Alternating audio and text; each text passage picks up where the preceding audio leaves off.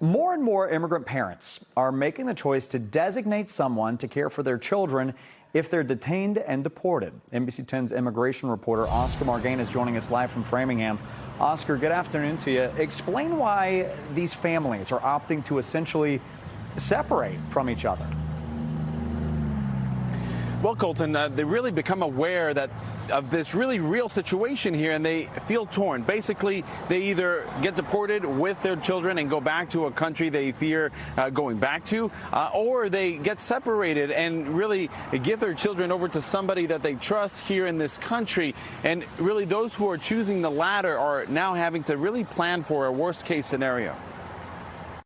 Lo estoy dejando para que tenga un mejor futuro. Willing to leave her children behind so they can have a better future is the gamble this Peruvian mother is making after designating her mother-in-law as a caretaker in case she gets deported. The asylum seeker fears ICE will pick her up on her way to or from her court hearings. No les puedo llevar a... She says she can't take them with her to her country because of the threats and extortions she suffered. They need to be prepared. Lilian Costa at the Brazilian American Center in Framingham has noticed an uptick in immigrant families asking to fill out a caregiver authorization affidavit. They don't know what will happen to their kids if they get caught.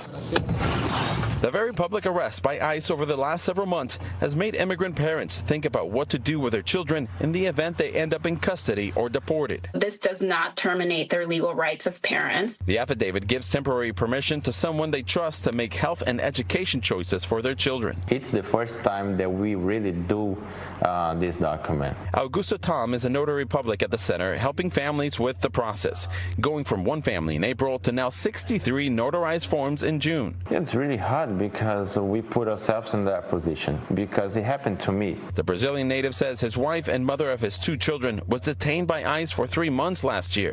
He also signed up to be the designated caretaker for his cousin's children. It's been 6 years I'm working here, and that's what I love to do, helping. I went through all the situations so I can imagine how people feel when it happens to them because I felt everything myself. Now, this option here only lasts 2 years, but it is helpful here in trying to avoid the more lengthy and costly process of a guardianship, and it also helps keep the children from being placed in foster care. Now, if the deported parents end up wanting to be reunited with their children, then the caregiver will need a different form to be able to take those kids to where their parents are. Now, the center right behind me here, it says that they haven't really seen a case here in which a designated caregiver needs to step in, but the director told me here that just given the current situation, it may just be a matter of time. Reporting live in Framingham, Oscar Margain, NBC 10 Boston.